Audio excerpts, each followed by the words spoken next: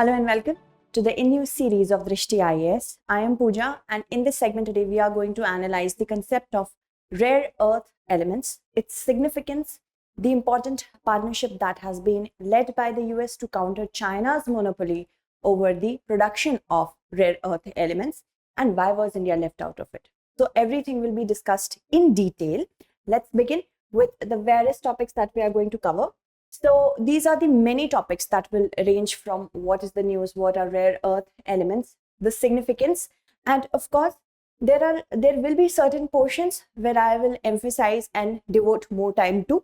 So it's divided like that only. The entire segment rests on that premise only. So don't worry about the detailing of the syllabus with respect to this particular segment. Okay. So first of all, I would like to tell you from the perspective of prelims, certain facts are going to be important, for which I have also attached one pre-based question.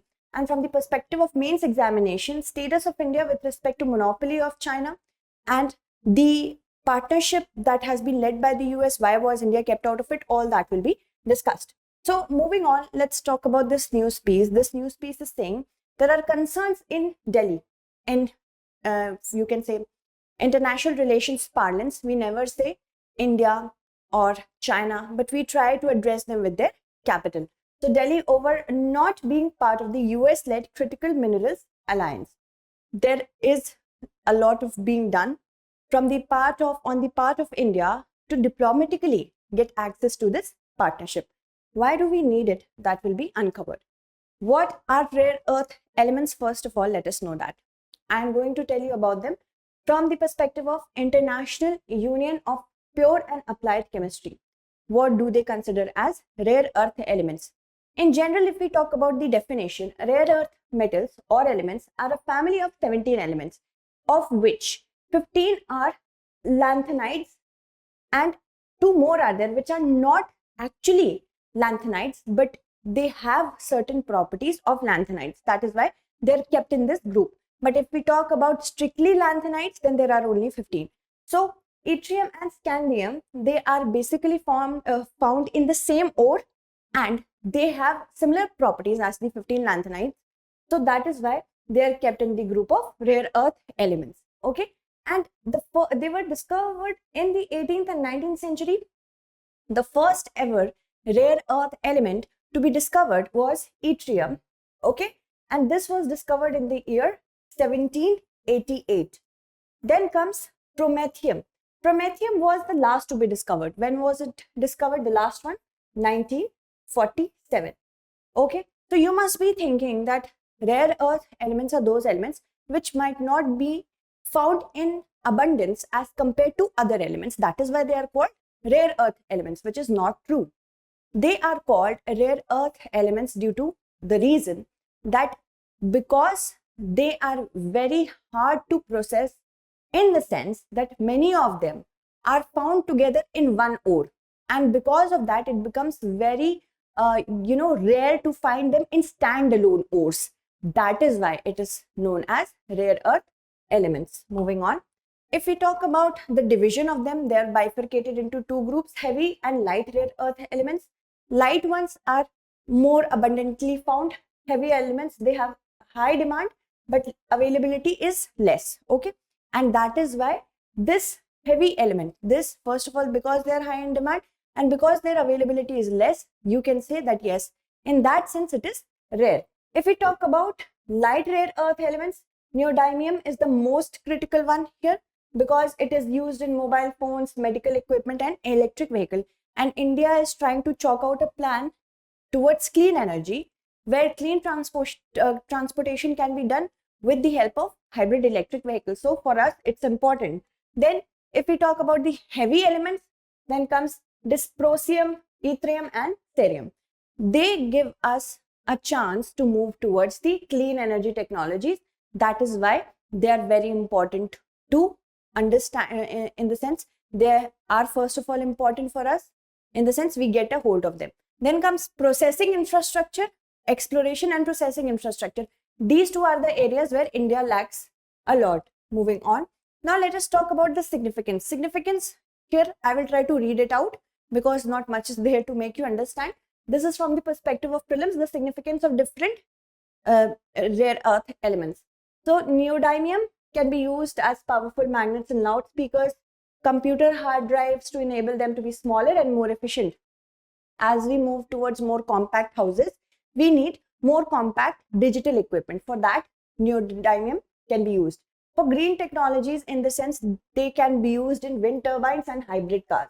Then comes lanthanum, which is used in camera and telescope lenses. So it is important from the perspective of astrophysics as well. Carbon lighting applications are also done through it, such as studio lighting and cinema projection. Then comes cerium. Cerium is basically used as catalytic converters in carbon. And lanthanum and cerium both are used in the process of refining crude oil. That is also important. Then comes praseodymium. This is a strong metal for using in aircraft engines. That means for aviation industry and defense industry, another rare earth element, very important. Then comes yttrium, terbium and europium. Europium is also used in making control rods in nuclear reactors, and televisions and computers, they are also used in. Now, if we talk about the reserve, there is a difference between reserve and production. I might have a lot of reserve of certain element, but if I do not have the technology to explore it, neither do I have the infrastructure to ensure that all the exploration that I have done is reaching to different industries, then nothing can be, nothing could be achieved from this process. So reserve, in terms of that, the world total is around this, but China monopolizes in reserves. Remember the difference between reserve and production. Production is possible only when you have proper infrastructure to explore that reserve and then ensuring that those minerals are reaching the right industries. Vietnam is second, Brazil third, then comes fourth Russia. Remember India's position, fifth. And yet we lag behind a country like United States, which has much less reserve than us, because our production material, our production infrastructure is not robust. Okay, so here you saw that. Then comes China, which is the world's largest producer of rare earth elements. Then comes United States, Myanmar, Australia, Madagascar, and so on. So for us to understand that we have the largest reserve, but still we do not have the, one of the largest producers, we are not counted in that. There is some problem. We will talk about that as well. So if we talk about China's monopoly over the market of rare earth elements, understand that only above a third of the world's known reserves are lying there with China. But China still has a hold over 58% of the global earth production. Earlier it was 90%, but it has come down as of yet. Still, it is the leading producer. Why did China? China is a visionary. That is something we cannot deny. China saw the importance of rare earth element back in the 1980s. Back in the 1980s, it was termed as a strategic commodity. They knew that rare earth elements will be the future. So in 1986, there comes 863 program. Now, they said that through this program, we will concentrate upon the new materials, which are rare earth elements.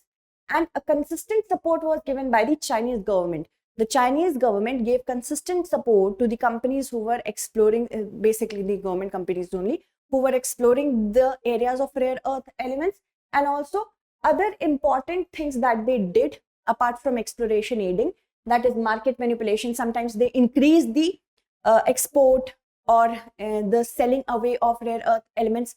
Sometimes they decrease it. So they did market manipulation. Then comes capital restrictions, export restrictions, subsidies, everything was done.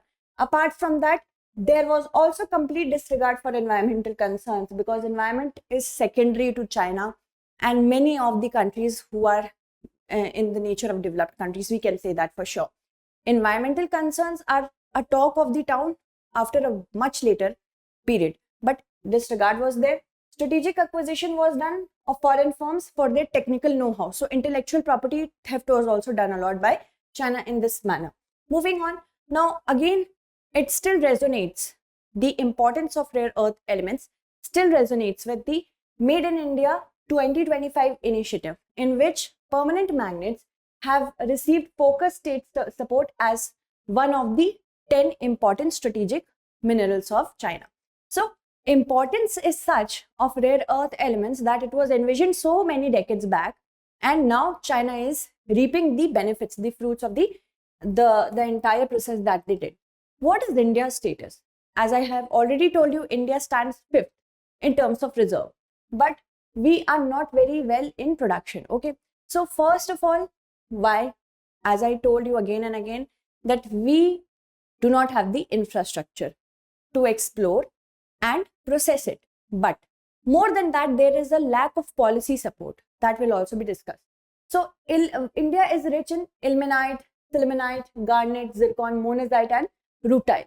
Now, these are collectively known as beach sand minerals. Okay, so collectively they are known as beach sand minerals. They are found in the sands of the beach. India has almost 35% of the world's total beach sand mineral deposit. Okay, remember the data that could be asked. Then comes exploration. Now, in order to explore any field, we need proper policy support. But India failed to do so. Why? Let us know why. Now, exploration, first of all, it started late, and India was one of the pioneers in the rare earth industry back in the time. India Rare Earth Limited, it was created in 1949 to explore rare earth elements. Okay, and now, still now, it remains the India's largest producer as well as exporter with respect to rare earth exporter. Then also we need to understand that this company comes under the Department of Atomic Energy. Why? Because India's nuclear program is highly dependent on thorium as a nuclear fuel. And thorium, as I told you, rare earth elements, they are not rare because they are rare in abundance. They are rare because they are very hard to process, as they are found in the same ore. Similarly, thorium is prevalent in the same beach sands where the other ilmenite, sillimanite are present. So what happens? Exploration entities, they go out of the picture. Nobody else can explore it, but it only comes under the Department of Atomic Energy. There is the problem. And then it was also, thorium was under the prescribed substances under the Atomic Energy Act of 1962. That makes it the monopoly of Department of Atomic Energy. Atomic Minerals Concession Rule, it was enacted in 2016 because the amendment was done in the Mines and Minerals Act of 1957 only recently, that is in the year 2015. So what happened?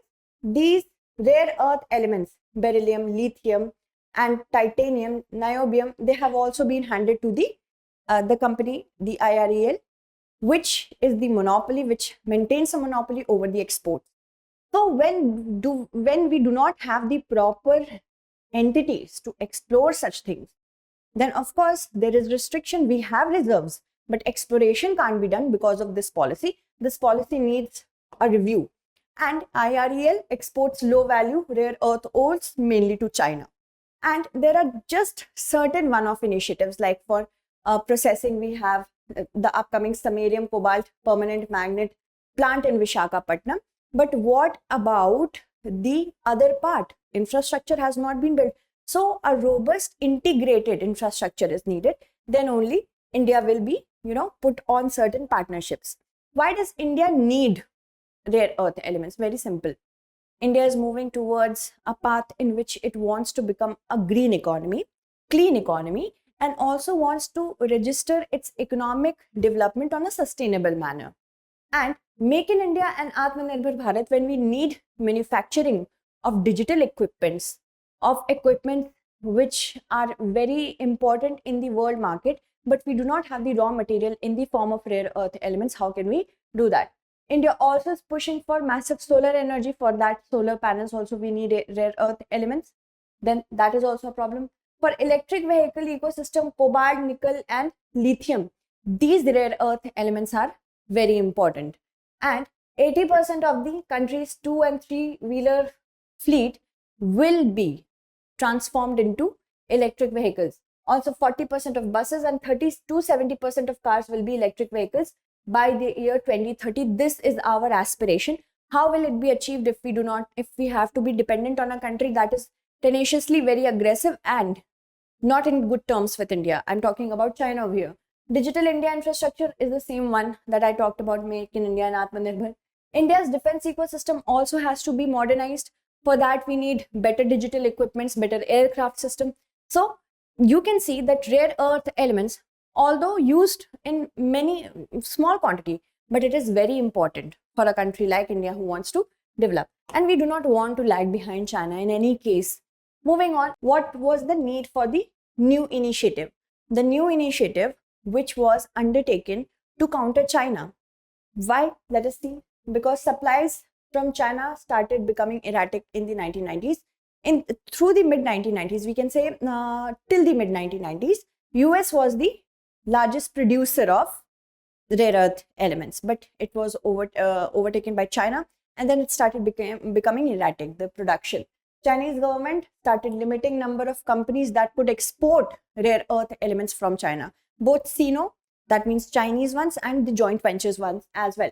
Global semiconductor crises that occurred because of the COVID-19 pandemic also shed a light upon the importance of getting a supply chain that is resilient to certain disruptions.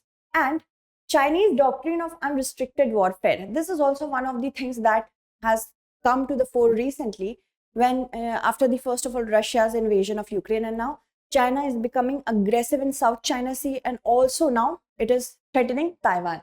So with respect to unrestricted warfare, when did it all came into being? The entire plan of China, when in 2010 over Senkaku Island there was a dispute between Japan and China. We will not go into the depth of that, but there were, because of this entire dispute, what did China do? Japan was heavily dependent on China with respect to rare earth elements. It put an illegitimate embargo on rare earth exports to Japan. So this is kind of an unrestricted warfare. This is not any military measure, but warfare of a different kind, through which Chinese made it very clear that they can do so in the future as well. Not only that, but United States after that began to investigate Chinese firm trades, practices for illegitimate, illegal practices. And the same technique was applied to United States as well. What kind of situation that we are living in right now guarantees us that China won't do it ever again. This is unrestricted warfare for which we need to be ready. So the US led this initiative of Mineral Security Partnership.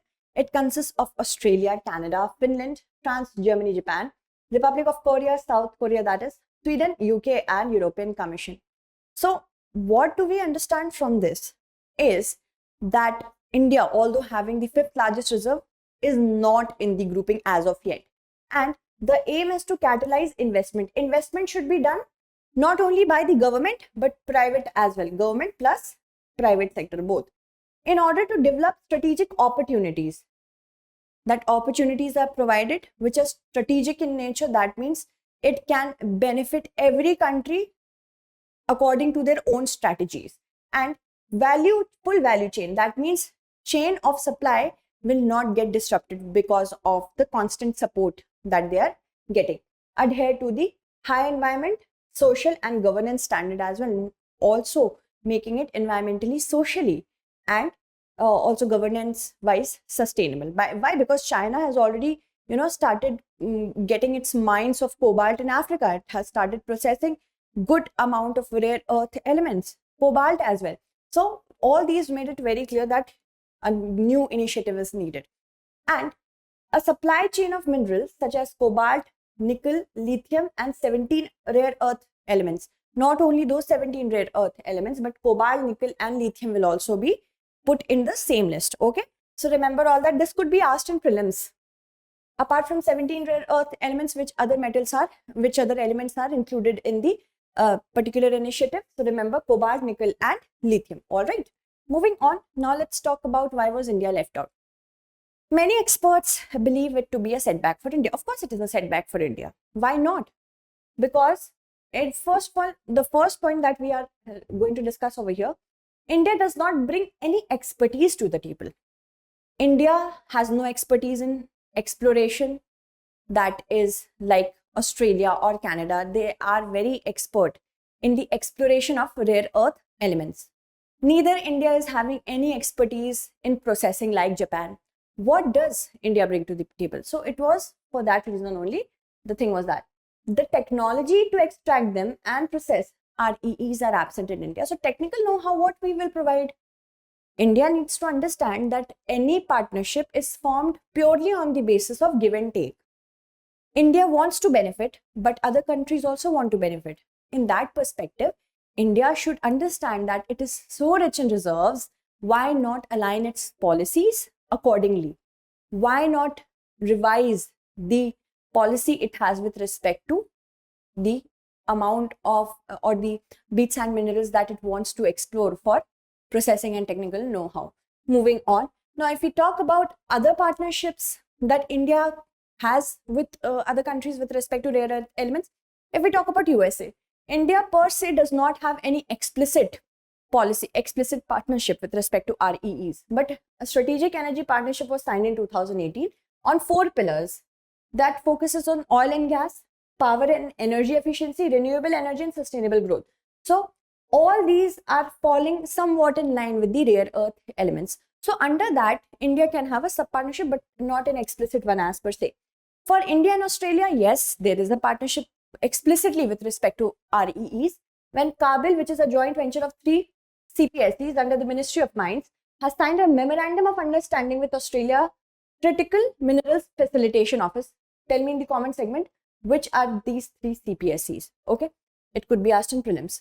So we are collaborating on the mining and processing of critical minerals like cobalt and lithium and rare earth elements that are vital to clean energy technologies and have military application. This was said by the then Prime Minister of Australia, Scott Morrison, in the summit of Bengaluru in 2021. So India has a partnership over that. Moving on, now we talk about other initiatives that have ever been undertaken apart from the current initiative with respect to REEs. Yes, strategy to secure and reliable supplies of critical minerals. These are all majorly US led. Onshore Rare Earth Act and US Compete Act. Okay, just know about it. Moving on, let's talk about the prelims based question. Answer it correctly. I will take the names of those in the next segment who answered it correctly. Okay, so consider the following statements with respect to rare earth elements. Yttrium was the first rare earth element to be discovered. India has the world's 5th largest reserve of rare earth minerals. USA is the 2nd largest producer of rare earth elements. We have to select the correct statement. Okay, so that's it. Thank you so much for watching. Stay engaged.